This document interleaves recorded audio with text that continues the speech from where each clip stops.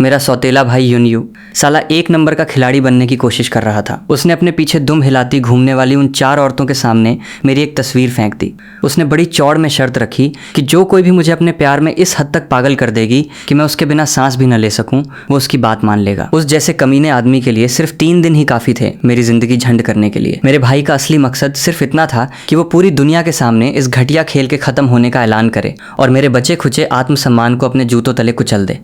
लेकिन उस बेवकूफ़ को यह नहीं पता था कि बिना किसी सिस्टम के जबरन दखल के इस जन्म में बाजी में मारूंगा। मुझे अपने जाल में फंसाने की कोशिश करने वाली हर एक औरत की असलियत और उनके गंदे इरादे मुझे पहले से ही अच्छी तरह मालूम है। कार का एक्सीडेंट हुआ और मैं सड़क पर पड़ा था। तभी एक मैडम आई, मुझे उठाया और मेरे पैर पर पट्टी बांधने लगी। उसका नाम शेन यू था। पट्टी बांधकर उसने एक मक्खन जैसी मुस्कान दी और बोली, पट्टी बंध गई है मिस्टर ली, देखिए क्या आप संतुष्ट हैं? मैंने भी उसे देखा और बिना किसी भाव के कहा, बहुत अच्छी पट्टी बांधी है, बहुत बहुत धन्यवाद। मुझे कुछ काम है इसलिए मैं पहले चलता हूँ मिस शेन। उसने मुझे रोका, बोली, जरा रुकिए, आपकी टांग आखिर मेरी कार से टकराने की वजह से ही जख्मी हुई है, क्यों ना मैं आपको घर छोड़ दूं।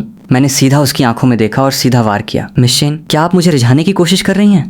वो भी कच्ची खिलाड़ी नहीं थी, फीमेल लीड थी साला। उसका दिमाग बुलेट ट्रेन से भी तेज चलता था। सिर्फ 2 बातों में उसने पासा पलट दिया और मुझे परखने का अपना मकसद भी पूरा कर लिया। उसने हैरान होने का नाटक किया और बोली, मिस्टर क्या आप जानते हैं कि आप क्या कह रहे हैं? क्या मैं ये समझूं कि आप मेरे साथ छेड़खानी कर रहे हैं?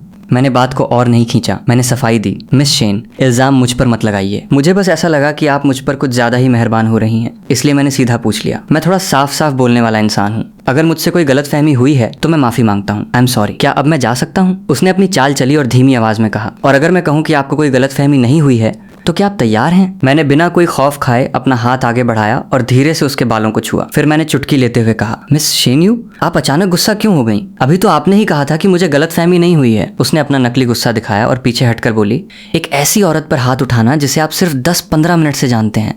मुझे उम्मीद नहीं थी कि मिस्टर ली की परवरिश ऐसी होगी। मैंने भी अपना रुख कड़क कर लिया। मैंने कहा, मैंने कोई हाथ पैर नहीं चलाए, मैंने तो सिर्फ अपना हाथ बढ़ाया था। मेरे पास तो अब घर भी नहीं है। बड़ी मुश्किल से रहने के लिए कमरा ढूंढा था और रास्ते में चलते हुए कार से एक्सीडेंट भी हो गया। मुझे लगा कि मैं किसी दयालु भगवान जैसी लड़की से मिला हूँ जिसने इतनी कोमलता से मेरी पट्टी की, लेकिन ये सब तो दिखावा निकला। मुझे उम्मीद नहीं थी कि आप भी मुझे इस तरह परेशान करेंगी, चाहे ये ली चेंग अंदर से कितना भी शातिर क्यों न हो। दुनिया के सामने ये सीधे रास्ते पर चलने वाला इंसान नहीं है। खैर, मेरा मकसद तो एकदम शीशे की तरह साफ था। मुझे बस इसे अपने प्यार के जाल में फंसाना और इससे प्रपोज करवाना है। उसके बाद ये गेम खल्लास हो जाएगा और मैं आराम से अपने यू के साथ अकेले वक्त बिता सकूंगी। ऐसा इस चुड़ैल का सोचना था। ये सब तो बस एक जरिया था उसके लिए, आखिरी नतीजा ही सबसे ज्यादा मायने रखता था। उसने तुरंत पैंतरा बदला, अपने चेहरे पर एक नकली कोमल मुखौटा लगा लिया और प्यार से शहद जैसी आवाज में बोली, मुझे माफ कर देना चैंग, चलो मैं तुम्हें घर छोड़ देती हूँ। मानना पड़ेगा, शेन्यू की एक्टिंग सचमुच बेमिसाल है। ऑस्कर मिलना चाहिए इसे। 40 मिनट का सफर किसी नरक से कम नहीं था। मैं उस चांदी जैसी सफेद चमचमाती लग्जरी कार से नीचे उतरा। मेरे हाथ में मेरा फोन था जिसमें शेन्यू का कॉन्टैक्ट नंबर सेव हो चुका था। मैं पैर घसीटता लंगड़ाते हुए अपने पुराने खटारा घर की तरफ बढ़ रहा था। तभी मेरी तेज नजर एक जानी पहचानी परछाई पर पड़ी। मेरे होठों पर एक हल्की सी मुस्कान आ गई। शिकार खुद चलकर आया था। मैं अनजान बनते हुए अपना कॉलर खड़ा करके उसकी तरफ से गुजर कर सोसाइटी के अंदर जाने लगा। उसने मुझे रोका और मीठी आवाज में बोली, नमस्ते, क्या आप बता सकते हैं कि क्या यही चौंगहुआ सोसाइटी है? मैं यहाँ अपनी सहेली से मिलने आई थी, लेकिन लगता है रास्ता भटक गई हूँ। क्या आप चौंगहुआ सोसाइटी की 13 नंबर बिल्डिंग ढूंढने में मेरी मदद कर सकते हैं? मैंने भी पूरी रफनेस के साथ जवाब दिया, 13 नंबर बिल्डिंग? माफ करना, यहाँ सिर्फ 1 से लेकर 10 नंबर तक की ही बिल्डिंग्स हैं। उसने अपना नाटक चालू रखा और भोली बनकर बोली, अच्छा ऐसा है क्या? तो शायद मैंने गलत याद रखा होगा। 13 नहीं, वो 3 नंबर बिल्डिंग थी। क्या आप मुझे वहाँ ले जा सकते हैं? मैंने बस इतना कहा, मेरे पीछे आओ। मेरे पीछे पीछे चलकर वो बहुत जल्द बिल्डिंग के नीचे पहुंच गई। उस लड़की ने ऊपर की तरफ देखा और कहा, थैंक यू भैया, अब आप जल्दी से घर जाइए। मैंने बस हूँ में जवाब दिया और सीढ़ियों की तरफ बढ़ने लगा। मेरा एटीट्यूड फुल ऑन था। उसने पीछे से आवाज लगाई, अरे भैया आप भी इसी बिल्डिंग में रहते हैं क्या? कितना बड़ा इत्तेफाक है। मैं बिना रुके ऊपर चढ़ता रहा और हवा में ही जवाब दिया, हाँ काफी बड़ा इत्तेफाक है। देखते ही देखते मैं तीसरी मंजिल पे अपने फ्लैट के दरवाजे पे पहुंच गया। मैंने उसकी तरफ बिना देखे कहा, मैं पहुंच गया, अलविदा। जैसे ही मेरे फ्लैट का दरवाजा बंद हुआ, मुझे पता था बाहर खड़ी उस लड़की के चेहरे से वो नकली मुस्कान गायब हो गई होगी। उसने ऊपर जाने का नाटक किया, लेकिन बहुत जल्द उसके कदमों की आहट वापस तीसरी मंजिल पर आई और उसने मेरे दरवाजे को खटखटाया। मैंने दरवाजा खोला और कड़क आवाज में पूछा, अब क्या बात है? उसने अपना भोला चेहरा बनाया और बोली, असल में बात यह है भैया कि मेरी सहेली अभी घर पर नहीं है। उसने कहा है कि वो कुछ देर में आ जाएगी, लेकिन मैं एक एक सेलिब्रिटी हूँ, इसलिए मेरे लिए इस तरह बाहर खड़े रहना ठीक नहीं है। क्या आप मुझे थोड़ी देर के लिए अपने घर के अंदर आने की इजाजत दे सकते हैं? मैंने एक भौं ऊपर उठाई और पूछा, सेलिब्रिटी, तुम्हारा नाम क्या है? उसने चौड़ में आकर जवाब दिया, जियांग चुचू। मैंने बिना किसी एक्सप्रेशन के सीधा मुंह पर मारा, कभी नाम नहीं सुना। जियांग चुचू पूरी तरह हैरान रह गई। साला, उसका घमंड टूटकर चकनाचूर हो गया। उसे लगा कि चलो, मुझे आमने सामने देखकर नहीं पहचाना तो समझ आता है, क्योंकि कोई सोच नहीं सकता कि मैं यहाँ मिलूंगी। लेकिन जब मैंने खुद अपना नाम बता दिया, तब भी ये ली चैंग किसी गंवार की तरह कह रहा है कि उसने नाम नहीं सुना। क्या ये चीन का रहने वाला भी है? भले ही इसका परिवार अब बर्बाद हो गया हो, पर यह पहले एक अमीर घराने का बड़ा बेटा तो था ही। सचमुच जैसा युनयू ने कहा था, ये कम अक्ल और सिर्फ ऐशो आराम में डूबा रहने वाला एक बेकार इंसान है। युनयू के लिए वो अपना काम खत्म करते ही बिना रुके सीधे मुझे घेरने चली आई थी। उसका मकसद था कि अगर मैं ये खेल जीत गई तो मुझे युनयू के साथ अकेले ट्रिप पर जाने का मौका मिलेगा। इसलिए मुझे उन बाकी तीनों से पहले इस ली चैंग को अपने काबू में करना होगा। जियांग चुचू की आंखें घूमी और उसकी नजरों में मुझे हासिल करने का पूरा भरोसा चमक उठा, जैसे मुझे वश में करना उसके लिए बस उंगलियों का खेल हो। वाकई ये लाड़ प्यार से पली बढ़ी अमीर घर की लड़कियां किसी को अपने सामने कुछ समझती ही नहीं है। मैंने मन ही मन खुद पर हंसते हुए कहा, पहले अंदर आ जाओ। मैंने साइड होकर उसे घर के अंदर आने का रास्ता दिया। जियांग चुचू ने अंदर आकर चारों तरफ नजर दौड़ाई। मेरा कमरा, एक ही नज़र में पूरा ख़त्म हो जाने वाला साधारण सा खस्ता हाल कमरा। वो अपनी ज़िंदगी में पहली बार इतने छोटे से घर में आई थी। मैं छुपकर उसके चेहरे के हाव भाव देख रहा था और मुझसे उसकी कोई भी बारीक प्रतिक्रिया छिपी नहीं रही। वो अमीर ख़ानदान जियांग परिवार की इस पीढ़ी की सबसे छोटी औलाद थी, जिसे बचपन से ही सिर आंखों पर बिठाकर पाला गया था। उसे म्यूजिक से बेहद प्यार था, इसलिए यूनिवर्सिटी की पढ़ाई पूरी करने से पहले ही उसने सीधे एंटरटेनमेंट इंडस्ट्री में कदम रख दिया था। घर का पूरा बिजनेस उसकी बड़ी बहन संभालती थी, इसलिए उसे खुद कुछ नहीं करना पड़ता था। फिर भी हर साल उसे बिना कुछ किए करोड़ों का मुनाफा मिलता था। अपने पारिवारिक बिजनेस के अलावा उसका खुद का करियर भी 7वें आसमान पर था। महज 22 साल की उम्र में ही वो अरबों फैंस वाली टॉप स्टार बन चुकी थी। अगर इन जैसी अमीर खानदान की बेटियों से मेरी तुलना की जाए तो मैं तो सिर्फ एक मामूली सा मोहरा ही था। मेरा पुराना पारिवारिक रुतबा तो अब इनके सामने किसी काम का नहीं था। लेकिन कोई बात नहीं, इस जन्म में मेरा मकसद बिल्कुल साफ है। मुझे अपना बदला लेना है, अपनी जिंदगी का फुल मजा लेना है, युनयू के सारे मंसूबों पर पानी फेरना है और इन सबको तड़पने के लिए छोड़ देना है। आखिर मैं एक दुष्ट लड़का जो हूँ। मैंने बिना किसी मेहमान नवाजी के कहा, कहीं भी बैठ जाओ। इतना कहकर मैंने जियांग चुचू को वहीं छोड़ा और सीधे किचन में चला गया ताकि अपना रात का खाना बना सकूं। मैंने उसे मेहमान की तरह चाय पानी पूछने की बिल्कुल जहमत नहीं उठाई। मेरा एटीट्यूड उसे जला रहा था। अब वो अंदर ही अंदर कुड़ रही थी। ये ली चैंग इतना शांत कैसे है? भले ही ये मुझे न पहचानता हो, पर एक अजनबी लड़की को अपने घर में देखकर इसे कोई झिझक नहीं हुई और इसने मेरी कोई खातिरदारी भी नहीं की। बस चुपचाप अकेला ही किचन में चला गया। उसे लगा कि ऐसे तो काम नहीं चलेगा, मुझे जल्दी से मामला खत्म करना होगा। यह सोचकर वो भी अपने मखमली कदमों को बढ़ाती हुई किचन में आ गई। वो लड़की दरवाजे के चौखट पर टिक कर खड़ी हो गई। उसकी खूबसूरत आंखों और चेहरे पर एक प्यारी सी खिली खिली मुस्कान थी। वो दिखने में किसी एनीमे या 2D कार्टून की बेहद खूबसूरत किरदार जैसी लग रही थी। लेकिन मैं अपनी पिछली जिंदगी में उसका असली और बेरहम चेहरा देख चुका था। जब वो गेम खत्म हुआ था, तब भारी सदमे में डूबे होने के बावजूद मैंने उम्मीद की आखिरी किरण के साथ उस मीठी मीठी बातें करने वाली लड़की की तरफ देखा था कि शायद उसके दिल में मेरे लिए 1% ही सही, पर कोई सच्ची भावना होगी। भले ही वो युनयू के कहने पर इस गेम में शामिल हुई थी, लेकिन क्या मेरे लिए उसके दिल में थोड़ी सी भी असल मोहब्बत थी? मगर उस वक्त उस लड़की ने अपनी मासूम और प्यारी मुस्कान को पूरी तरह बदलकर अपनी आंखों में मेरे लिए गहरी नफरत और हिकारत दिखा दी थी। मैं बस यही कह सकता हूँ कि वो एक्टिंग की बहुत बड़ी खिलाड़ी थी। वो मीठी छुरी बनकर बोली, भैया आप खाने में क्या बना रहे हैं? इत्तेफाक से मैंने भी खाना नहीं खाया है, क्या मेरे लिए भी थोड़ा सा बना देंगे? लेकिन जब उसने देखा कि वो सिर्फ इंस्टेंट नूडल्स हैं तो उसे जोरदार झटका लगा। मेरे चेहरे के भाव बिल्कुल शांत रहे। पिछली जिंदगी में उसका चेहरा देखने और उसकी पहचान जानने के बाद मेरी बची कुची अकल भी पूरी तरह गायब हो जाती थी। मुझे लगता था कि 4 खूबसूरत देवियां दीवानों की तरह मेरे पीछे पड़ी हैं, लेकिन असल में मैं शुरू से आखिर तक उन चारों औरतों के हाथों की कठपुतली बना हुआ था। जियांग चुचू जैसी ऊपर से मीठी और अंदर से शातिर लड़की का मुखौटा उतारने की मुझे कोई जरूरत नहीं थी। सबसे बेहतरीन तरीका यही था कि मैं खुद उसे अपने इशारों पर नचाऊं, बजाय इसके कि मैं उन्हें रिझाने में अपनी ताकत लगाऊं। बेहतर है कि मैं ऐसा रास्ता बनाऊं कि वे मुझे रिझाने के लिए दिन रात एक कर दें। दूसरी तरफ जियांग चुचू को इस बात का जरा भी अंदाजा नहीं था कि मैं उसकी सारी असलियत पहले ही जान चुका हूं। वो चुपचाप दरवाजे पर खड़ी होकर मुझे ही देख रही थी। मैंने अपनी भारी आवाज में कहा, क्या तुम धनिया खाती हो? जियांग चुचू को अचानक ऐसा लगा जैसे वो किसी गहरे रहस्य में खो गई हो। उसने अपना गला साफ करते हुए कहा, हाँ खाती हूँ। जियांग चुचू के शातिर दिमाग में अचानक एक बेहद अजीब ख्याल आया कि अगर ये चैंग पूरे दिल से मुझसे कहे कि वो मुझसे प्यार करता है तो वो नजारा कैसा होगा। जब उसका ध्यान वापस आया तो उसने देखा कि मैं धनिया से भरा एक बड़ा कटोरा लेकर उसकी तरफ आ रहा हूँ। रास्ता संकरा होने के कारण वो तुरंत पीछे हट गई। उसे अचानक इस गेम में एक अजीब सा मजा आने लगा, एक ऐसा एहसास जिसे वो शब्दों में बयां नहीं कर सकती थी, लेकिन इससे उसका मन काफी हल्का महसूस कर रहा था। जियांग चुचू ने किचन के काउंटर पर रखे खौलते हुए नूडल्स के कटोरे को देखा। उसके लिए खाना खाना बड़ी बात नहीं थी, बल्कि खाने के बहाने बात आगे बढ़ाना जरूरी था। वो अपना हिस्सा उठाकर बाहर ले आई। मैं अपना सिर झुकाकर बड़े मज़े से सुड़क सुड़क कर नूडल्स खा रहा था, जैसे दुनिया में सब कुछ कितना शांत और खूबसूरत हो। जियांग चुचू को अचानक एहसास हुआ कि उसका ध्यान भटक रहा है। वाकई इंसान को कभी उसके चेहरे से नहीं आंकना चाहिए। ये लड़का जो बाहर से इतना सीधा साधा और मासूम दिखता है, असल में यूनियू का वही दुष्ट और जालिम भाई है। ये सारा सीधापन तो बस एक दिखावा है। उसने नूडल्स को वापस रख दिया और खाली हाथ आकर लिविंग रूम के सोफे पर बैठ गई। मैंने उसकी तरफ देखा और हैरानी से पूछा, तुम खा नहीं रही हो? उस लड़की ने अपने होंठ सिकोड़े और नखरे दिखाते हुए कहा, मेरे पेट में अचानक दर्द होने लगा है, मुझसे खाया नहीं जा रहा। आई एम सॉरी भैया। मैंने भी टशन में कहा, अच्छा ऐसा है क्या? फिर तो बड़े अफसोस की बात है, मैंने कहा और नूडल्स का एक बड़ा निवाला अपने मुंह में डाल लिया। तुम्हें अगर नहीं खाना था तो पहले बताना चाहिए था ना। मुझसे फालतू में इतने सारे नूडल्स बनवा लिए। जो लोग खुद कमाकर घर नहीं चलाते उन्हें आटे दाल का भाव क्या मालूम। अब जो बच गया है उसे बाहर ले जाकर किसी आवारा कुत्ते को ही खिलाना पड़ेगा। मुझे इतने मजे से खाते देखकर सोफे पर बैठी जियांग चुचू को अंदर ही अंदर थोड़ा पछतावा होने लगा कि काश मैंने मना न किया होता और कम से कम 2 निवाले तो खा ही लिए होते। लेकिन अब मुंह से निकली बात वापस नहीं ली जा सकती थी। वो बस यही उम्मीद कर रही थी कि मैं जल्दी से खाना खत्म कर लूं। हम दोनों के बीच थोड़ी बहुत बातचीत हो रही थी, जिसमें ज्यादातर सवाल जियांग चुचू पूछ रही थी और मैं कभी कभार छोटा सा जवाब दे देता था।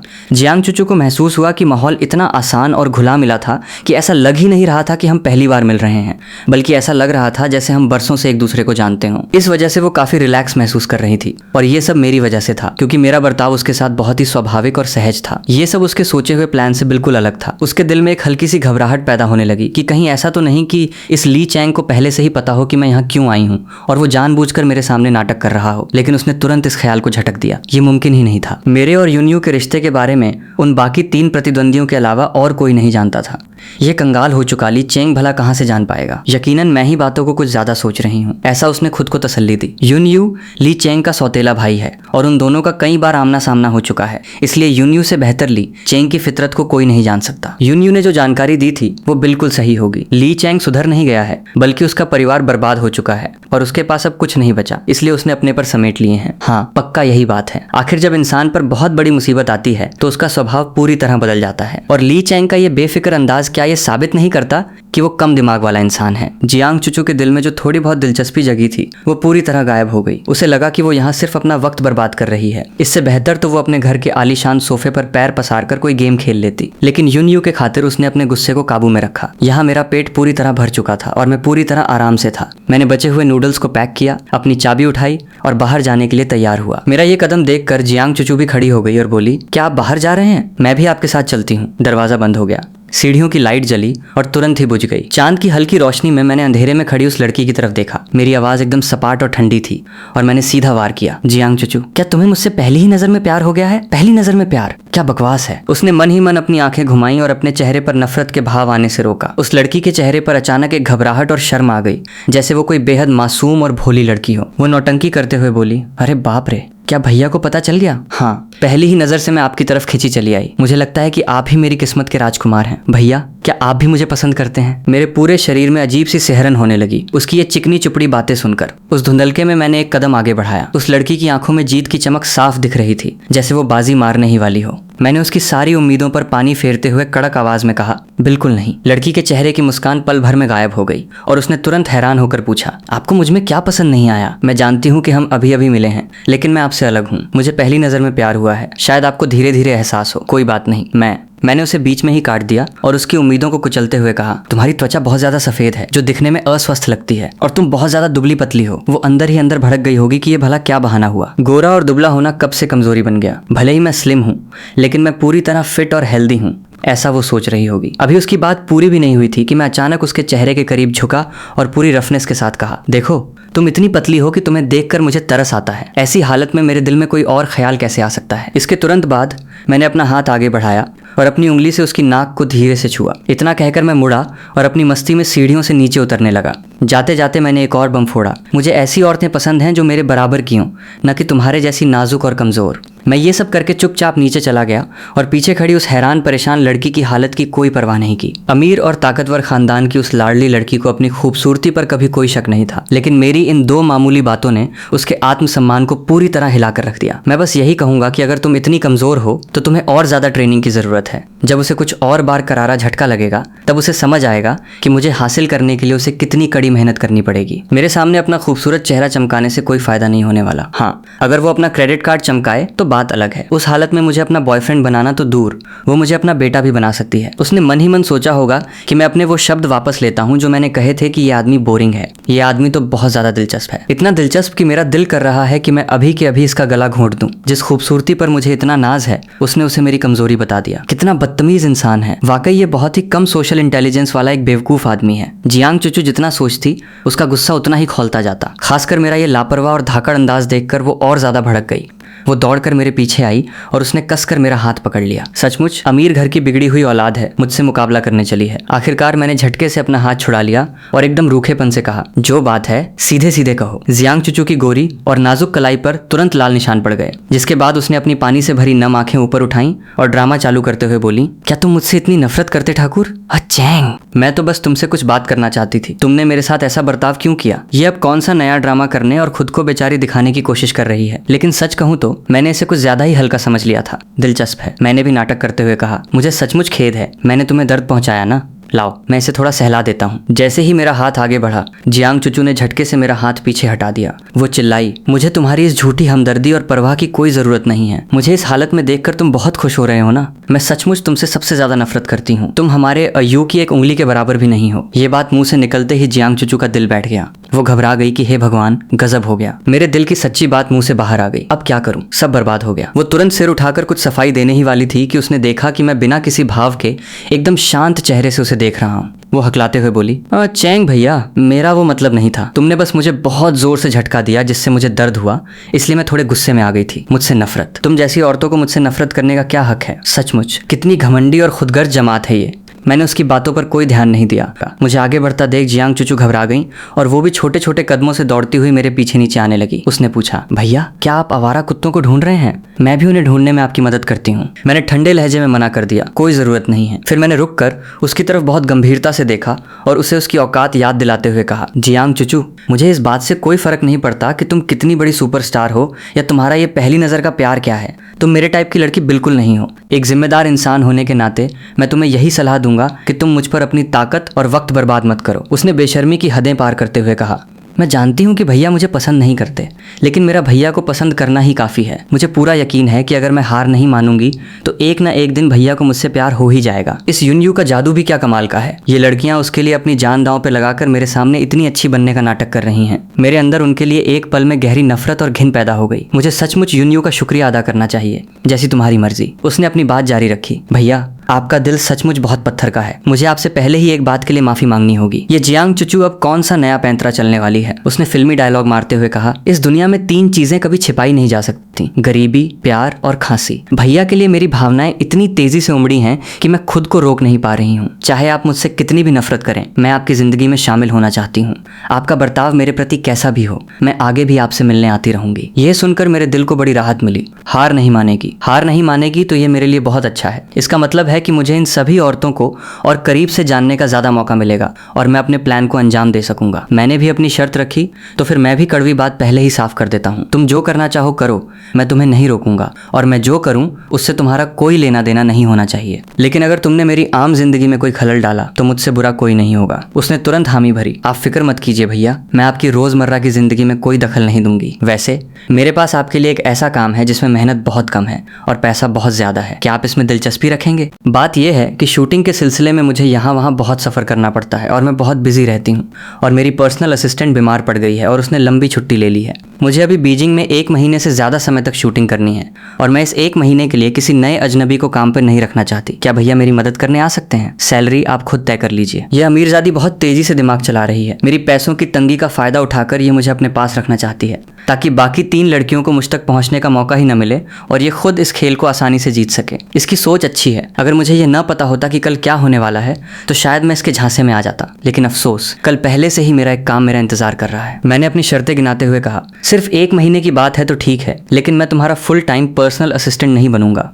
सोमवार से शुक्रवार तक मैं सिर्फ शाम 6 बजे से रात 10 बजे तक काम करूंगा और शनिवार रविवार को पूरा दिन यानी सुबह 6 बजे से शाम 6 बजे तक ही मैं तुम्हारे लिए काम कर सकता हूँ। इस तय समय के अलावा अगर तुम्हें कोई बहुत ज़रूरी या इमरजेंसी काम पड़ता है, तो तुम्हें मुझे अलग से ओवर टाइम चार्ज देना होगा। इतना कहकर मैंने जियांग चुचू की तरफ देखा और उसके फैसले का इंतजार करने लगा। वो अपने मन में भुनभुना रही होगी कि आखिर यहाँ बॉस कौन है। एक मामूली सा असिस्टेंट अपने काम का समय खुद तय कर रहा है। ये बदतमीज आदमी भी क्या चीज है। खैर, मैं सचमुच में कोई असिस्टेंट तो रख नहीं रही हूँ। मैं तो बस इस खेल में उसे अपने जाल में फंसाने के लिए वक्त खरीद रही हूँ। इसकी व्यस्तताओं के कारण मैं रोज इस तरह हाथ पर हाथ धरे इसका इंतजार तो नहीं कर सकती। उसने मेरी शर्त मान ली और कहा, कोई बात नहीं, सैलरी तुम खुद तय कर लो। वो सोचने लगी कि मैं बहुत मोटी रकम मांगूंगा और वो इसके लिए तैयार थी। उसे लगा कि इस तरह सीधे पैसे कमाने का मौका ये ली चैंग कभी नहीं छोड़ेगा। आखिर वो कभी एक अमीर घराने का बेटा जो रहा था। भले ही अब उसके पास पैसे नहीं थे, लेकिन वो अपनी कमाई से मुझे पुरानी ऐशो आराम की जिंदगी का थोड़ा सा हिस्सा दे सकती थी। मैंने अपना सिर हिलाया और बहुत गंभीरता से कहा, बेशक मैं चाहूंगा कि मुझे ज्यादा से ज्यादा पैसे मिलें। पैसों से किसे नफरत होती है, लेकिन कम या ज्यादा मांगना मेरे हाथ में नहीं है। तुम क्लाइंट हो, इसलिए सैलरी और ओवर टाइम का रेट तुम खुद तय करके बताओ। जियांग चुचू के होठों पर एक मुस्कान आ गई। उसे एहसास हुआ कि भले ही ये आदमी बहुत चिढ़ाने वाला है, लेकिन इसमें एक खूबी है, ये बहुत ईमानदार है। पहले की बातों पर नाराज होने के बजाय पैसों के मामले में ये बिल्कुल साफ और खुलकर बात कर रहा है। उसने थोड़ा सोचा और बोली, चैंग भैया मुझ पे इतना भरोसा करते हैं तो मैं भी भैया को निराश नहीं करूंगी। मेरी शूटिंग का वक्त लगभग 1 महीना है, तो काम की समय सीमा 1 महीना रहेगी। काम के घंटे वैसे ही होंगे जैसे आपने कहे। कुल सैलरी 2 लाख युआन होगी। इसके अलावा इमरजेंसी के वक्त बुलाए जाने वाले ओवर टाइम का पैसा हालात के हिसाब से तय होगा, लेकिन एक बार बुलाने का कम से कम 10,000 युआन होगा। भैया, आपको ये कैसा लगा? इतना बेहतरीन काम, इतने कम घंटे और इतना ज्यादा पैसा, इसमें सोचने की क्या बात है। पैसा भी धीरे धीरे कमाया जाएगा और इस लड़की को भी धीरे धीरे अपने इशारों पर नचाया जाएगा। एक बार में सब नहीं हो सकता। मैंने हामी भरते हुए कहा, सौदा मंजूर है, कल हम कॉन्ट्रैक्ट साइन करेंगे। शर्तें तय होने के बाद मुझे पास ही में कुछ आवारा कुत्ते मिल गए। मैंने उन्हें खाना खिलाया और उनके पास बैठकर उन्हें देखने लगा। जियांग चुचू वहां से गई नहीं, वो मेरे पास ही खड़ी रही और एक प्यारी मासूम लड़की का नाटक करती रही। मेरी जागी हुई यादों के मुताबिक जियांग चुचू ने सिर्फ इसलिए मुझसे बात करना शुरू किया था क्योंकि हमारे मेन लीड यून्यू के पास एक कुत्ता था और वो कुत्तों से इतना प्यार करती थी कि कभी कभी कुत्ते से भी जलने लगती थी। ये सोचकर मुझे बहुत हंसी आई। वो अपनी 3 सौतनों से जलती तो समझ आता, लेकिन एक जानवर से जलना सचमुच अजीब था। उसकी ये जलन और पॉसेसिवनेस बहुत ज्यादा थी। अचानक कुछ दूरी से एक तेज आवाज आई, हे भगवान, क्या वो जियांग चुचू हैं? कुछ नौजवान लड़के लड़कियां अपने फोन लेकर पागलों की तरह हमारी तरफ दौड़े चले आ रहे थे। मैं जैसे ही खड़ा हुआ, जियांग चुचू घबराकर जोर से चिल्लाई, भागो। अरे भाई, लोग उसके पीछे पड़े हैं। मैं उसके साथ क्यों भाग रहा हूँ? मैं सचमुच बेवकूफ हूँ। पैर के दर्द ने मेरा दिमाग खराब कर दिया है। कानों में हवा की साएं साएं और अपनी सांसों की तेज आवाज आ रही थी। बहुत जल्द जियांग चुचू ने मुझे एक संकरी और तंग गली की तरफ मोड़ दिया। अभी हम रुके भी नहीं थे कि उसने तुरंत मेरे शरीर का इस्तेमाल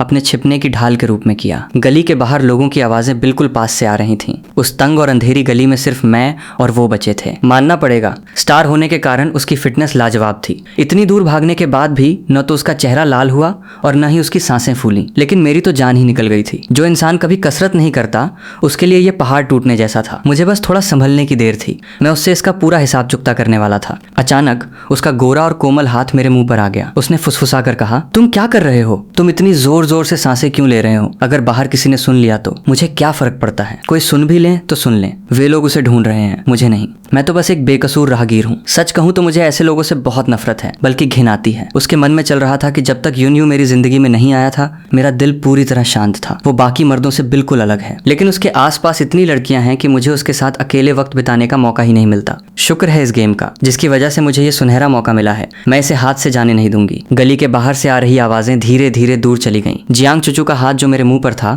वो भी धीरे से हट गया। इंटरनेट पर लोग उसे स्वीट गॉडेस कहते हैं और वो नाम उस पर बिल्कुल फिट बैठता था। तभी मेरी टांग में एक तेज दर्द उठा और मेरा ध्यान भटक गया। बिना देखे ही मुझे पता था कि भागने की वजह से मेरा जख्म दोबारा खुल गया होगा। मेरे मन में एक शरारत सूझी। मैंने मन ही मन सोचा कि जियांग चुचू, मैंने तुम्हारे लिए इतना बड़ा त्याग किया है तो थोड़ा सा फायदा उठाना तो बनता है ना। मैंने सोचा कि अगर मैं इसे अचानक गले लगा लूं तो ये क्या करेगी। बिना कुछ सोचे मैंने उसे बाहों में जकड़ लिया। जियांग चुचू मेरे इस अचानक कदम से पूरी तरह सन्न रह गई। जब तक वो कुछ समझ पाती, वो कुछ देर के लिए मेरे इस आलिंगन में खो चुकी थी। उसने घबराकर पूछा, भैया इसका क्या मतलब है? मैंने तुरंत अपनी झूठी सफाई तैयार कर ली थी और कहा, अभी अचानक मेरी आंखों के आगे अंधेरा छा गया था। मुझे चक्कर आ रहे थे, इसलिए मैंने तुम्हें सहारे के लिए पकड़ लिया। मेरी टांग में पहले से चोट लगी थी और तुमने मुझसे इतनी दूर दौड़ लगवा दी। मैंने तुमसे इसका हिसाब नहीं मांगा और तुम मुझसे ही सवाल कर रही हो। वो मन ही मन सोच रही होगी कि भले ही इसे मेरे साथ फैन से छुपाना अजीब लगा हो, लेकिन ये एक अनजानी मुसीबत थी जो मैंने सोची नहीं थी। और इस आदमी ने मुझे बताया भी नहीं था कि वो जख्मी है। मुझे कैसे पता चलता? भैया भी सचमुच बहुत सहने वाले इंसान हैं। अपनी चोट के बारे में पहले क्यों नहीं बताया? अगर पहले बताया होता तो मैं इसका थोड़ा ज्यादा ख्याल रखती और इस पर मेरा इंप्रेशन बेहतर होता। फिर उसने थोड़े बनावटी अंदाज में मेरी तारीफ करते हुए कहा, मुझे सचमुच बहुत छू गया। आप मेरी टांग का कितना ख्याल रख रही हैं। सिर्फ आप ही हैं जो मेरी चोट पर ध्यान दे रही हैं। उसने भी मीठी छुरी बनते हुए कहा, बेशक भैया, मैं ही तो आपकी सबसे ज्यादा परवाह करती हूँ। लेकिन तुरंत ही उसे एहसास हुआ कि कुछ गड़बड़ है। उसने अपनी उंगली मेरी तरफ उठाई और भड़कते हुए कहा, तुम जानबूझकर ऐसा कर रहे हो ना ली चैंग, तुम हद पार कर रहे हो। मैंने उसकी इस प्रतिक्रिया पर अपनी भौहें उठाई और कुछ नहीं कहा, फुल इग्नोर मारा। जियांग चुचू गुस्से में तमतमा उठी। वो सोच रही होगी कि मुझे इतना गुस्सा आ रहा है, इस दुनिया में इतना चिढ़ाने वाला आदमी कैसे हो सकता है। मुझे इतना गुस्सा आ रहा है, मैं सचमुच कभी उसकी तरफ दोबारा नहीं देखना चाहती। उसने अपने गुस्से को पीते हुए कहा, भैया गुस्सा मत होइए, मेरा स्वभाव थोड़ा उतावला है। आपको चोट लगी देखकर मुझे बहुत बुरा लगा। मैंने बस अपना सिर हिला दिया और कुछ नहीं कहा। मेरा ये रूखापन उसे पागल कर रहा था। वो सोचने लगी कि यह ली चैंग आखिर क्या सोच रहा है, वो मुझे पसंद करता है या नफरत करता है। उसने मुझे अपने करीब आने की इजाजत भी दे दी है। ये सोचकर उसका गुस्सा और बढ़ गया। वो मुझे और कुछ कड़वी बातें सुनाने ही वाली थी कि उसने देखा कि मेरी नजरों में उसके लिए एक गहरी बेबसी और उदासी थी। उसने फौरन पलटी मारी और कहा, भैया मुझसे सचमुच गलती हो गई, मुझे एक और मौका दीजिए। जब लोग झूठ बोलते हैं तो अपनी बात पर बहुत ज्यादा जोर देते हैं ताकि वो सच लगे। अब मैं उसके एक फुल स्टॉप पर भी भरोसा नहीं करने वाला था। मैं उसकी बातों को नजरअंदाज करके आगे बढ़ता रहा। जियांग चुचू हार मानकर वहीं रुक गई और गुस्से में पैर पटकने लगी। उसे अचानक लगा कि ये ली चैंग इतना अकेला और उदास क्यों लग रहा है। ऐसा लगता है जैसे वो पूरी दुनिया से बिल्कुल अलग थलग हो चुका है। ये आदमी सचमुच दिलचस्प होता जा रहा है। ये सोचकर वो दोबारा दौड़कर मेरे पास आई और उसने मेरी आस्तीन पकड़ ली। हम दोनों के चेहरों पर छाए हुए अंधेरे और चांद की रोशनी ने एक अजीब सा साया बना दिया था। अचानक जियांग चुचू ने घबराकर मेरी आस्तीन खींची। उसकी आंखें नम थीं और उसकी आवाज में एक अनजानी बेचैनी थी। उसने अचानक मुझे गले लगा लिया। ये अमीरजादी अब क्या करना चाहती है। मैं सचमुच बहुत थक चुका हूँ और आज इसके इन बेकार के ड्रामों में शामिल होने का मेरा कोई इरादा नहीं है। ये बहुत बोरिंग है। मैंने एकदम सपाट आवाज में कहा, मैं कहीं भाग नहीं रहा हूँ, पहले मुझे छोड़ो। लेकिन अजीब बात थी, मेरा अपना हाथ भी उसके चारों तरफ घूम गया था। धिक्कार है मुझ पर, मैं खुद उसे गले क्यों लगा रहा हूँ। लेकिन मेरा हाथ उसे छोड़ने का नाम ही नहीं ले रहा था। मैंने अपनी झेप मिटाने के लिए कहा, मिस आप ये क्या कर रही हैं। अगर आप नहीं चाहती कि मैं घर जाऊं और आपके साथ थोड़ा और वक्त बिताऊं तो सीधे सीधे कहो ना, शायद मैं मान जाता। मेरी इस मजाकिया बात को सुनकर वो लड़की खुद को संभाल नहीं पाई। उसने तुरंत मुझे छोड़ा और वहां से दौड़ गई। मैं हैरान होकर उसके दूर भागते साये को देखता रहा। भले ही मुझे नहीं पता था कि उसे अचानक क्या हुआ, पर यह मेरे लिए अच्छा ही था। आखिरकार मैं घर जाकर आराम कर सकता था। आज का दिन बहुत थका देने वाला था और इसे संभालना सचमुच बहुत भारी काम था। दूसरी तरफ दौड़कर अपनी स्पोर्ट्स कार में बैठने के बाद जियांग चुचू ने अपनी सांसें संभाली और अपने बैग से फोन निकाला। उसे यून यू का मैसेज आया हुआ था। मैसेज में लिखा था, चुचू तुम आज ली चैंग से मिलने जाने वाली थी ना, क्या तुम उससे मिली। क्या उसने तुम्हारे साथ कोई बदतमीजी या छेड़खानी की। जैसा मैंने पहले कहा था, अपना ख्याल रखना चुचू। भले ही ये गेम मैंने ही शुरू किया है, लेकिन तुम्हारी सुरक्षा के लिए मैं तुम्हें मैसेज कर रहा हूँ। मैं सचमुच तुम्हारे लिए बहुत फिक्रमंद हूँ। मेरे पास कोई और रास्ता नहीं था। ली चैंग हमेशा मेरे काम में रोड़े अटकाता है, लेकिन आखिर वो मेरा सौतेला भाई है, इसलिए मैं कुछ कर नहीं पाता। मुझे बहुत बुरा लग रहा है कि तुम्हें इस सब से गुजरना पड़ रहा है चुचू। गेम खत्म होने के बाद मैं इसकी भरपाई कर दूंगा। जियांग चुचू ने जवाब लिखा, मैं उससे मिल ली हूँ, लेकिन अयू वो तुम्हारे बताए जैसा बिल्कुल नहीं है। उसे मुझ में कोई दिलचस्पी नहीं है, बल्कि वो खुद मुझसे दूरी बना रहा है। और जहां तक परेशान होने की बात है, मैं सचमुच परेशान हूँ, लेकिन मेरे दिल में अभी बहुत सी अजीब भावनाएं चल रही हैं। मैं बहुत उलझन में हूँ। आमतौर पर यूनियो के इतने सारे मैसेज देखकर जियांग चुचू खुशी से झूम उठती और घंटों बात करती, लेकिन इस बार उसने सिर्फ एक छोटा सा जवाब दिया, मुझे सब समझ आ गया है, मैं अपना ध्यान रखूंगी। इधर मेरी बात करें तो मैं अगली सुबह बड़े आराम से सोकर उठा। आंख खोलते ही सबसे पहले मैंने कंबल से हाथ निकालकर अपना फोन देखा। फोन में जियांग चुचू का आधी रात को आया हुआ एक मैसेज था, जिसमें उसने मुझे शाम 7 बजे कॉन्ट्रैक्ट साइन करने के लिए बुलाया था। मैंने उसे सरसरी तौर पर देखा और रिप्लाई किया, ठीक है मिल गया। तभी मेरे फोन पर एक अनजान नंबर से कॉल आया। सामने से आवाज आई, हेलो क्या मैं मिस्टर ली चैंग से बात कर रही हूँ। नमस्ते, मैं एचके ग्रुप के एचआर डिपार्टमेंट से बोल रही हूँ। आपको बधाई हो, आपने हमारी कंपनी के पहले राउंड की स्क्रीनिंग को पास कर लिया है। कृपया आज दोपहर ठीक 2 बजे इंटरव्यू के लिए एचआर डिपार्टमेंट में रिपोर्ट करें। मैंने बेहद तमीज से जवाब दिया, ठीक है बहुत बहुत धन्यवाद, और फोन रख दिया। बाहर से जो खाना मैंने ऑर्डर किया था वो आ चुका था, इसलिए मैं मजे से बैठकर खाने लगा। दोपहर को मेरा सामना जिस औरत से होने वाला था वो थी एचके ग्रुप की सख्त सीईओ चेन मियाओ मियाओ। एक आदर्श सीईओ की तरह उसकी भी बचपन की एक पक्की सहेली थी जिसका नाम शेननी था। उन दोनों का स्वभाव भले ही जमीन आसमान जैसा अलग था, लेकिन वे दोनों सबसे बेहतरीन सहेलियां थीं। बस यूनियो की जिंदगी में एंट्री होने के बाद उनके बीच थोड़े झगड़े शुरू हुए थे, लेकिन वो तो बाद की कहानी है। अगर मेरी याददाश्त सही है तो फिलहाल वे चारों लड़कियां यूनियो के सामने एक अजीब से संतुलन में बनी हुई हैं, जहां कोई किसी से आगे नहीं है, और मैं ही वो मोहरा हूं जो इस संतुलन को पूरी तरह बिगाड़ने वाला है। मेरे इस खेल से बाहर होने के बाद की कहानी तो यकीनन एक हैप्पी एंडिंग होगी।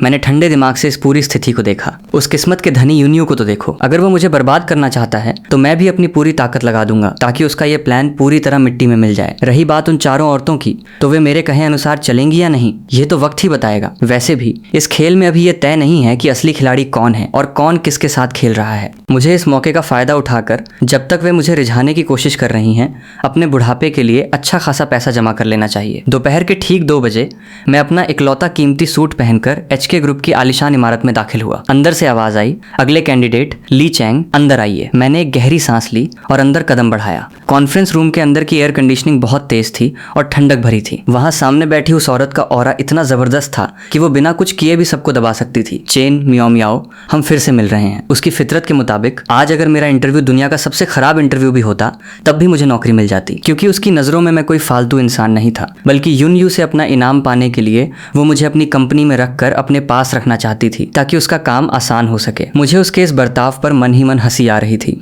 सामने बैठी उस औरत ने सोने की परत वाली फाउंटेन पेन से मेरे रेज्यूमे को धीरे से थपथपाया। उसने अपना सिर उठाया और अपनी सख्त नजरें मुझ पर टिका दी और एकदम बॉसी टोन में कहा, मिस्टर ली चैंग, आपने कोलंबिया यूनिवर्सिटी से ग्रेजुएशन किया है? मैंने पूरे कॉन्फिडेंस के साथ जवाब दिया, जी हाँ चेन मैम, मैंने उसी यूनिवर्सिटी के बिजनेस स्कूल से अपनी पढ़ाई पूरी की है। उसने मुझे परखने के लिए अगला तीर छोड़ा।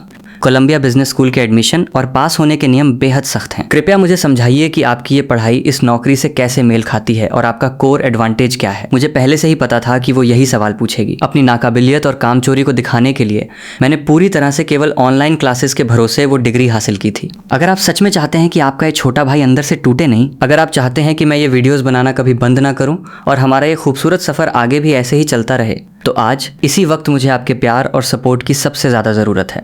इस वीडियो को एक लाइक ज़रूर देना और नीचे कमेंट में ब्रदर कीप इट अप लिखकर मुझे इस मुश्किल वक्त में आगे लड़ने की ताकत देना। इस वीडियो को अपने दोस्तों के साथ शेयर करना ताकि हमारा ये छोटा सा परिवार बड़ा हो सके। और इस चैनल को मेरी इस दिन रात की मेहनत को जिंदा रखने के लिए अभी के अभी सब्सक्राइब करके बेल आइकॉन दबा देना भाई, क्योंकि अगर आज आपका प्यार नहीं मिला तो शायद कल से इस चैनल पर कोई नई वीडियो नहीं आएगी और आपका ये भाई हमेशा के लिए खामोश हो जाएगा। अपना ख्याल रखना, अलविदा।